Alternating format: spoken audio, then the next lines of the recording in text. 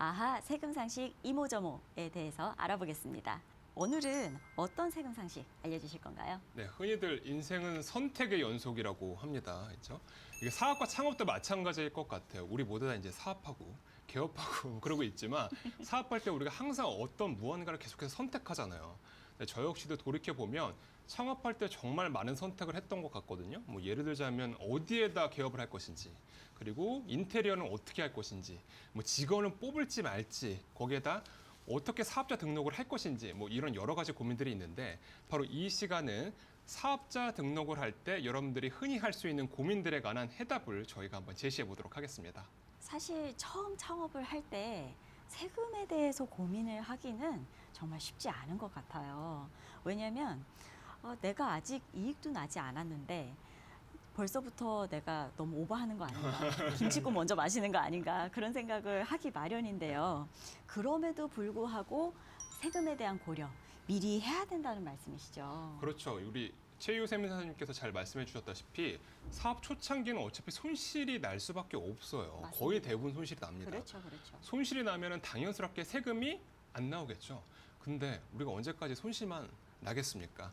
어느 한순간은 분명히 이익이 나는 순간들이 분명히 있거든요. 이 이익이 났었을 때 세금에 납부하는 금액의 차이를 창업 전에 이때 하는 선택으로 분명히 이제 나눠질 수가 있거든요. 그래서 한 번쯤은 창업 전에 이러한 고민들을 반드시 해보는 것이 좋습니다. 그러면 어떤 것들을 고려를 꼭 해야 될까? 이게 좀 궁금한데요. 첫 번째는 어떤 게 있을까요? 네, 첫 번째는 가장 많이 하시는 고민 같으세요.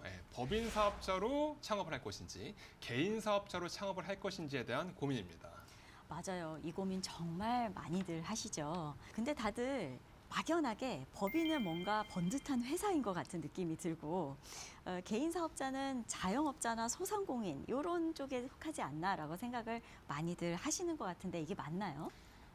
일반 통상적으로 많은 분들이 이렇게 생각하시는 것 같아요. 작으면 개인 사업자, 뭐 크면은 법인 사업자, 뭐 직원도 굉장히 많아야 될 것 같고요. 매출액도 굉장히 커야지 될 것 같은데 사실상 그렇지는 않습니다. 요즘에는 1인 법인들도 굉장히 많기 때문에 법인이라고 무조건 커야 된다, 뭐 이런 것들은 아니거든요. 그런데 이런 분들이 왜 법인 사업자로 사업을 시작하냐, 이런 거는 아무래도 이제 주식회사에서 얻는 사업적인 신뢰성 같은 것들이 분명히 있으세요. 사업을 하다 보면 아무래도 개인 사업자보다는 주식회사인 법인 사업자랑 사업을 하는 것이 대외적인 신뢰성이 더 높아질 수 있기 때문에 이제 법인 사업자로 사업을 운영하는 경우가 많으시죠. 법인을 하려면은 매출이 좀 높아야 된다 이렇게 생각하시는 분들도 좀 많으신 것 같아요. 근데 사실상 뭐 그렇게 크게 상관은 없습니다. 물론 법인이 매출이 큰 법인들이 많은 건 사실인데 요즘에는 작은 법인들도 굉장히 많거든요. 그래서 꼭 법인이라고 매출 금액이 커야 된다, 뭐 이런 것들은 필요가 없으실 것 같으세요. 그러니까 크다고 법인, 작다고 개인, 뭐 매출액이 많다고 법인, 적다고 개인 이건 아니라고 지금 말씀을 해주셨어요. 어쨌든 우리가 개인하고 법인 둘 중에 선택을 해야 하잖아요. 이걸 선택을 해야 된다는 것 자체가 이 법인으로 하느냐 개인으로 하느냐에 따라서 세금이 좀 많이 달라지는 것이죠. 네, 맞습니다. 일단은 세율이 다릅니다. 그 법인 같은 경우는 그 소득이 2억 원 이하면 9%, 그리고 최대 24%까지 가는데 그 개인 같은 경우는 15%에서 38%까지 가고, 근데 단 그 소득이 1,400만 원 미만이면 6%, 굉장히 저율로 가세하거든요.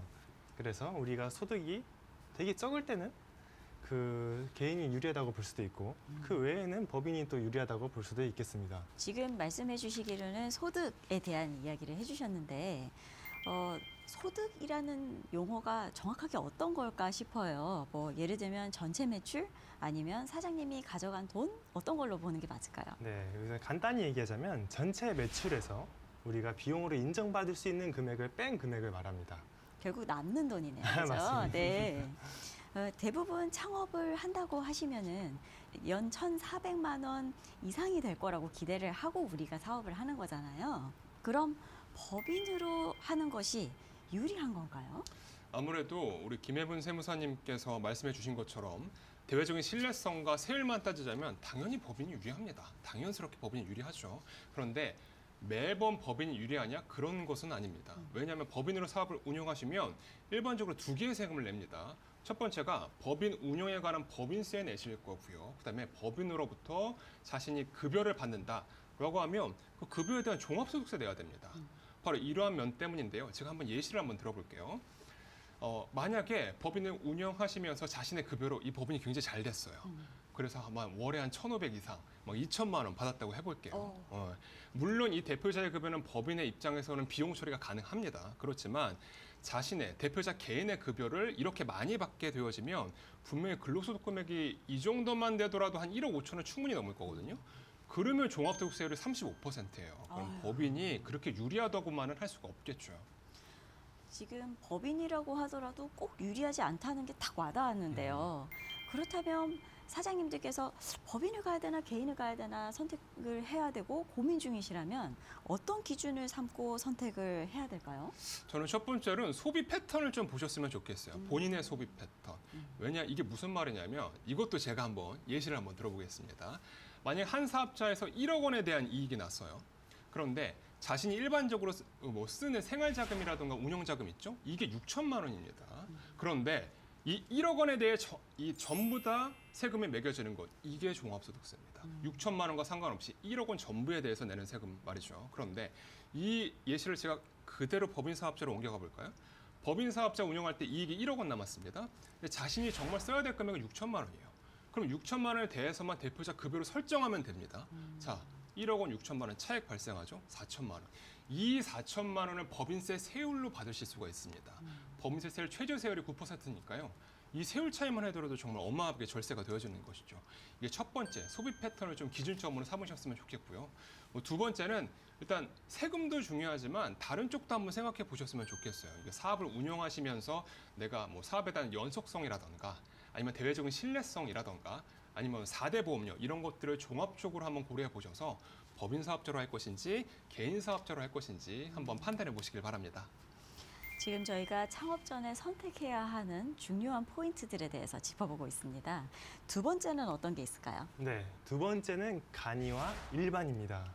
지금 간이와 일반 딱 말씀해 주시니까 보통 분들은 이게 무슨 말인지 전혀 모를 것 같아요. 그렇죠. 그 창업을 하면 많은 분들이 고민하는 게 있습니다. 바로 부가가치세죠. 근데 이 부가가치세 계산하는 방법부터 간이와 일반이 차이가 납니다. 우리가 부가가치세를 전략적으로 접근을 하려면 간이와 일반의 개념을 좀 알아두실 필요가 있습니다. 간이 과세자와 일반 과세자 어떤 차이가 있는지 설명을 좀 자세하게 해주세요. 네, 일단 간이 가세자와 일반 가세자는 사업 규모에 따라서 차이가 좀 납니다.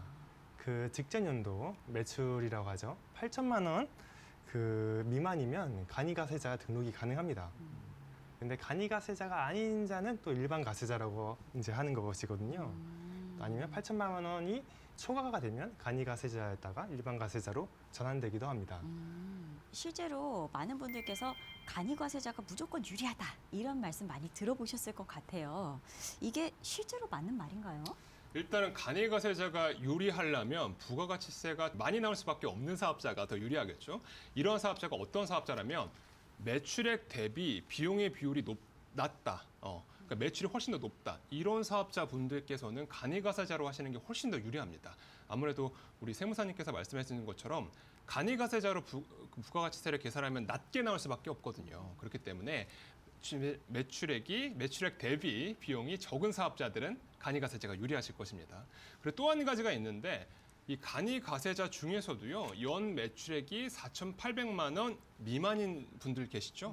이분들은 부가가치세 안 내세요. 다만 한 가지 이 경우에도 문제점이 있습니다. 연간 연 매출 4,800 미만인 간이가세자들은 세금 계산서를 발급하실 수가 없어요. 세금 계산서 발급이 안 되면 어떤 문제가 생기나요? 네, 그 개인과 거래에서는 문제가 크게 없을 수 있습니다. 하지만 사업자 간의 거래에 있어서는 문제가 있습니다. 뭐냐면 우리가 물건을 구매하거나 서비스를 구매하면 부가가치세가 포함이 되어 있죠.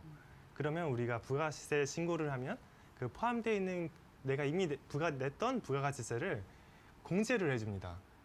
근데 세금계산서를 발행을 받지 못하면 이 공제를 받을 수가 없는 것이죠. 안 되네요. 네, 맞습니다. 그러면 그 간이가세자, 우리가 말하는 세금계산서를 발행할 수 없는 간이가세자와는 거래를 꺼릴 수도 있는 것입니다. 그러면 좀 뭐 거래처 확보에 어려움이 있을 수도 있겠죠. 간이과세자의 경우 4,800만 원 미만 매출이 나오면 부가가치세가 나오지 않는다 이렇게 말씀을 해주셨잖아요. 내가 올해 예를 들어 10월부터 장사를 했는데 월 매출이 막 1,000만 원씩 나오는 거예요. 꿈 같은 얘기죠. 그래서 10월, 11월, 12월 해서 3달 동안 3,000만 원 이렇게 나왔다. 그렇다 하더라도 부가가치세가 안 나오는 것이 맞나요? 이거는 1년치로 환산을 해야 됩니다. 아, 역시 그렇죠. 네, 맞습니다. 우리가 매달 1,000만 원씩 번다고 하면 1년치로 대략적으로 환산하면 1억 2천을 버는 것입니다. 그럼 이미 8천만 원이 넘었죠. 훌쩍 넘죠. 네, 그러면 간이가세자를 혜택을 받을 수 없게 됩니다. 아, 그렇군요. 그렇다면 매출이 8천만 원까지 될 줄 모르고 일단 사업자 등록을 했는데 나중에 해보니까 막 대박이 난 거예요. 그래가지고 8천만 원이 넘었다. 그러면 그때는 어떻게 되나요? 네, 자동적으로 연매출이 8천만 원 이상이면 간이가세자에서 일반 가세자로 전환이 되고 또 위에서 말씀드렸다시피 그 간이가세자를 꺼리는 문제 때문에 간이가세자 하기가 싫다 하면 간이가세 포기 신고도 이제 세무서를 통해서 할 수 있습니다. 지금 종합해 보니까 간이과세자와 일반과세자 사이에서 선택을 해야 되는 문제인데 이것도 만만치가 않네요. 네, 선택 기준을 조금 명확하게 할 필요가 있을 것 같은데요. 저는 선택 기준을 총 4가지로 말씀드리고 싶어요. 첫 번째는 매출액 대비 비용 비율이 너무 낮은 사업자분들, 이분들은 간이가세자가 유리하십니다. 그리고 두 번째는 업종과 지역을 한번 따져보셨으면 좋겠어요. 왜냐하면 간이과세자 손 치더라도 모든 업종이 간이과세자가 되어지느냐? 그렇지 않습니다. 일반적으로 도매업이라던가 부동산 매매업 같은 경우에서는 간이과세자가 불가능합니다. 그리고 간이과세자가 되어지는 지역이 따로 있고요. 안 되는 지역이 따로 있어요. 그러니까 지역이나 업종을 다시 한번 확인해 보셨으면 좋겠고, 세 번째는 이 세금 계산서로 발급, 즉 거래 상대방이 세금 계산서 발급을 요구하는지 요것도 한번 따져보셨으면 좋겠거든요. 왜냐하면 만약에 내 매출 중에 어느 한 거래 상대방이 50% 이상을 차지했어요. 근데 이 거래 상대방이 세금계산서 발급을 요구했습니다. 근데 간이과세자인 제가 세금계산서 발급을 못한다고 한다면 이럴 때는 부가가치세 몇 푼 아끼자고 해서 사업의 근간이 흔들릴 수가 있거든요. 그러니까 꼭 창업 전에 거래 상대방의 세금계산서 발급 여부 요것을 꼭 확인해 보셨으면 좋겠고, 저는 개인적으로 4번째가 가장 중요하다고 생각해요. 이게 뭐냐면 부가가치세 환급 문제입니다. 간이과세자는 부가가치세 환급이 불가능해요. 환급이 안 됩니다. 그런데 만약에 본인의 업종이 부가가치세 환급이 많이 나올 수 있는 수출업이라던가 아니면 사업 초창기 있죠. 매출보다 비용이 많을 때 이럴 때는 부가가치세 환급이 나올 가능성이 높겠죠. 그렇게 되어지면 부가가치세 환급을 받기 위해서라도 간이과세자보다는 일반 과세자로 시작하시는 것을 추천드립니다. 네. 창업 시 고민하는 것들에 대해서 알아봤습니다. 법인 사업자가 낫겠는지, 개인 사업자가 낫겠는지, 일반 과세자가 낫겠는지, 간이과세자가 낫겠는지 이런 것들에 대해서 알아봤는데요. 정답은 따로 없는 것 같아요. 이런 문제들을 주변에 계신 세무사님들한테 깊숙하게 상담하시고 올바른 의사결정 하시기를 바라겠습니다.